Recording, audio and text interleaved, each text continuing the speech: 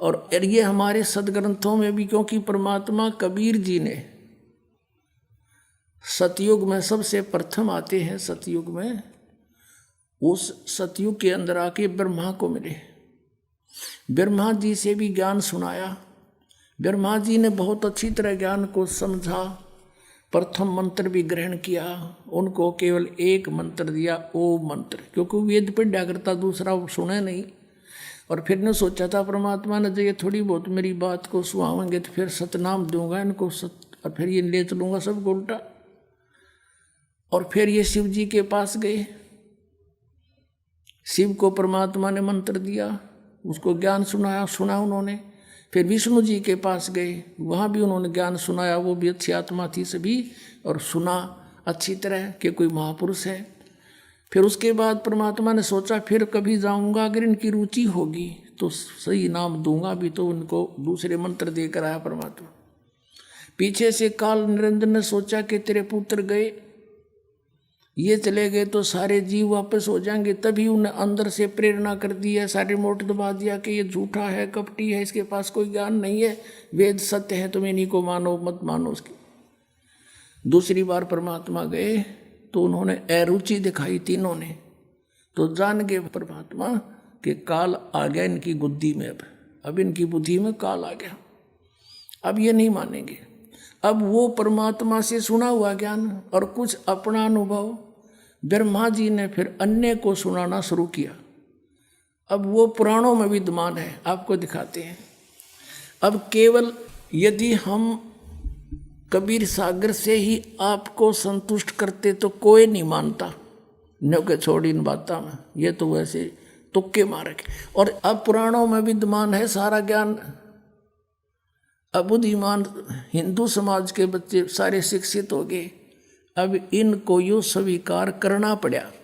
अब सचमुच जो पुराणों में लिखा, और 600 वर्ष पहले भगवान बता गए, वो जो का तुम आज पुराणों में लिखा, जिसको ये अशिक्षित कहते थे। और परमात्मा वैसे तो वो तो अंतर्यामी है, सब भाषाओं को जानते हैं, जानबूझकर मालिक अक्सर ज्ञानहीन रहे कि कोई नू ना सोचा कबीर जी ने ये पढ़ ली होंगी, कुरान पुराण वेद पुराण पढ़ लिए होंगे।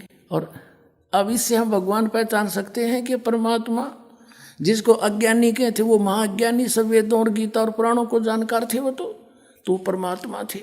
और ये संस्कृत के ज्ञाता महामंडलेश्वर विद्वान को वहाँ थे, इन्हें कख भी ना पता हमारे सिलेबस का, हमारे सदग्रंथों का पता नहीं। अब आपको दिखाते हैं, सबसे पहले देवी भागवत दिखाते हैं। अब देखिएगा, श्रीमद् देवी भागवत यानी देवी पुराण, गीता प्रेस गोरखपुर से प्रकाशित है। ये संपादक है हनुमान प्रसाद पोदार, चिमनलाल गोस्वामी।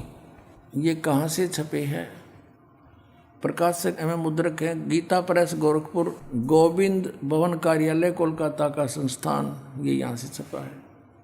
123 पृष्ठ पे ये तीसरा स्कंद।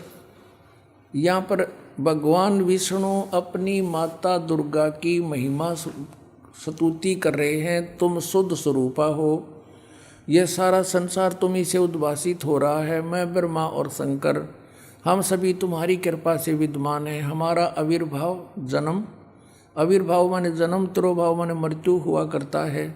केवल तुम ही नित्य हो, जगत जननी हो, प्रकृति और सनातनी देवी हो। प्रकृति दुर्गा को कहते हैं, ये स्पष्ट लिखा है।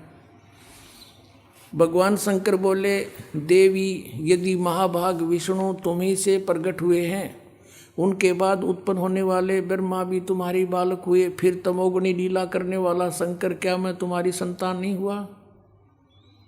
अर्थात मुझे भी उत्पन्न करने वाली तुम ही हो शिवे। संपूर्ण संसार की सृष्टि करने में तुम बड़ी चतुर हो। इस संसार की सृष्टि, स्थिति और संहार में तुम्हारे गुण सदा समर्थ हैं। उन्हीं तीनों गुणों से उत्पन्न हम ब्रह्मा विष्णु एवं शंकर नियमानुसार कार्य में तत्पर रहते हैं। अब आप जी ने ये पवित्र श्री देवी भागवत देखा, श्रीमद् देवी भागवत यानी देवी पुराण में 5 कंसेप्ट क्लियर हो गए। ब्रह्मा विष्णु महेश की जन्म मृत्यु होती है, ये अविनाशी नहीं है। इनकी माता दुर्गा है, दुर्गा को प्रकृति भी कहते हैं। 3 तो ये हो गए। चौथा ये है कि रजगुण ब्रह्मा, सतगुण विष्णु, तमगुण शिव जी हैं। और 5वां ये हो गया कि ये ब्रह्मा विष्णु महेश केवल वर्क डन ही दे सकते हैं, ये किसी का संकट निवारण नहीं कर सकते। जैसा जिसका कर्म है वैसा ही देंगे, पुण्य भी पाप भी। केवल परम अक्षर ब्रह्म सतपुरुष कबीर साहब वो परमात्मा है जो हमारे भाग्य के लेखों को बदल सकते हैं, बुरों को। अब देखो, यदि कबीर सागर को अकेले को पढ़ा कर आपको सुनाता तो कोई विश्वास नहीं लाता। अब आपके समक्ष जो 600 वर्ष पहले भगवान बोल कर गए थे वो वचन, आज सदग्रंथों ने उनको सेकंड किया, समर्थन दिया। तो इससे पुण्यात्माओं बहुत आसान हो गया आपको भगवान को पहचानना, जिसको ये अशिक्षित अज्ञानी कहा करते थे। और इस संस्कृत भाषा के जानने वालों को हमारे पूर्वज बड़े विद्वान महापुरुष महर्षि बड़े पहुँचे हुए मानते थे। न कख नहीं पता था, सदग्रंथों को भी नहीं परिचित थे ये।